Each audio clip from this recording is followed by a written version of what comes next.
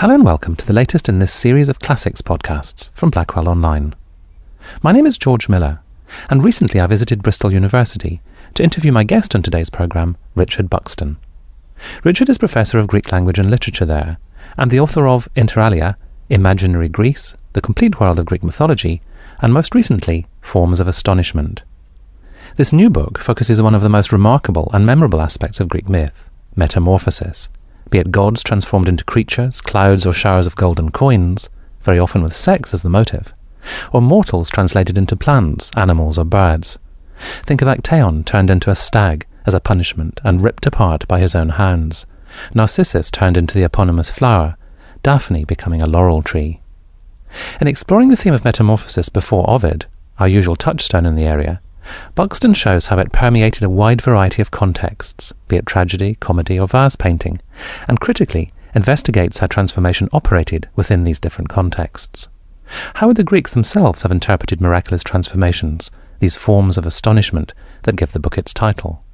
And how did traditions, modes of representation change over the period he reviews, which extends well into the post-Ovidian world, ending as he does with the poet Nonnos in the 5th century AD. And of course, as we discuss in the interview, the fascination with shape-shifting continues to this day. It's impossible to imagine the history of the cinema without the prosthetics and now the CGI of transmogrification. I began the interview by asking Richard how he selected metamorphosis as his theme for the new book. Well, it developed out of a previous book which I'd written, which was called Imaginary Greece. The subtitle of that was The Contexts of Mythology, and I'd become interested in how myth-telling and myth-hearing is dependent on the context in which those myths are narrated or spoken. And a particular group of myths, which are very striking and surprising and indeed astonishing, which is where the title of the new book comes from, are stories about amazing transformation. And what I wanted to do was to explore those stories in relation to the idea of context, how looking at the different ways in which myths of change are told, the different contexts in which they're told, could help us to illuminate certain questions about those stories. For example, to what extent were they taken seriously by the original audience? How do they relate to apparently similar stories that we tell about astonishing change today? One little aside that I was fascinated by in the book was the fact that the word metamorphosis in Greek is very rare. So you're pursuing a set of different ways of imagining and rendering this notion of transformation. And they're not always easy to pinpoint, are they? You start with Homer and you make it clear that it's not always easy to say exactly what is happening when transformation has occurred.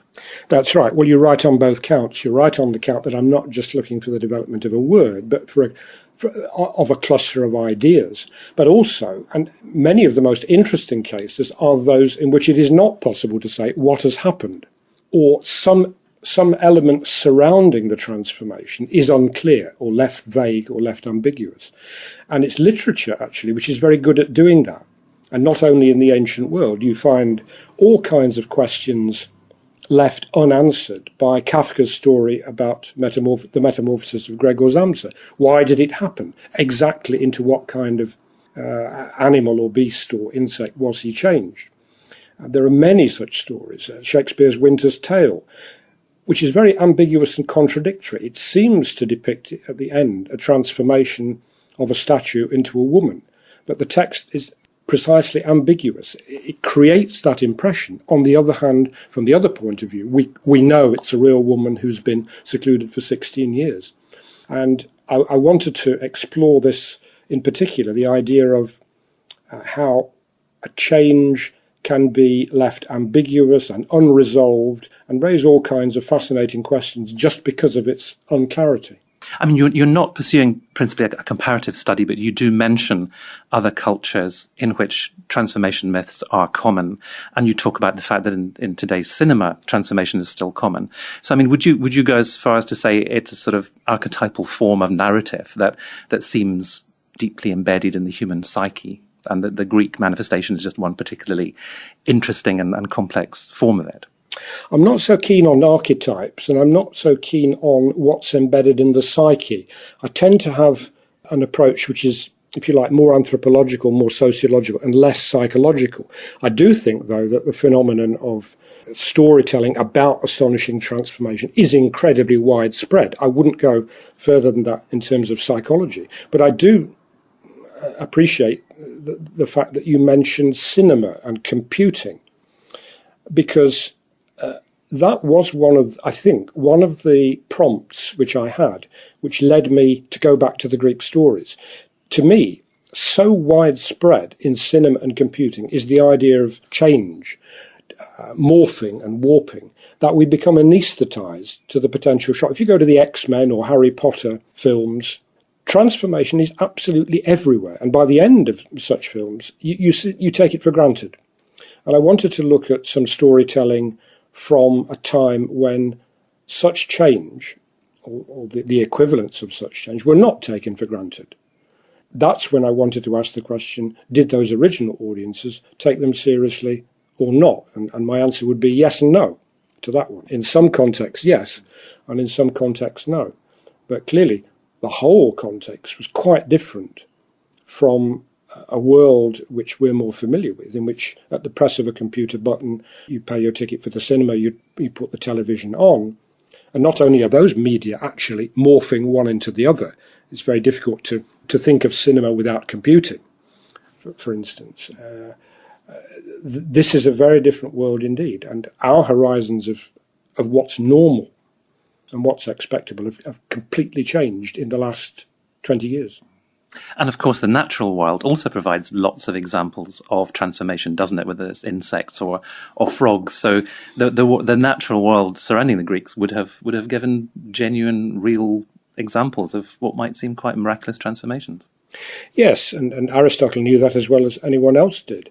For us, of course, the idea of metamorphosis is, unless it's connected with geology, metamorphic rocks, it's probably most obviously related to changes in the butterfly, the emergence of the butterfly, the emergence of the fully adult frog, and so forth. Greeks were clearly able to observe such phenomena as well as we are, and scientific approaches to those phenomena are themselves of great interest when Aristotle, as he seems to do, focuses on the idea of the permanence of natural kinds. That cuts across the notion that a human could turn into a spider, or that the tears of a human could generate a vegetable, or that the blood of a human could generate a flower.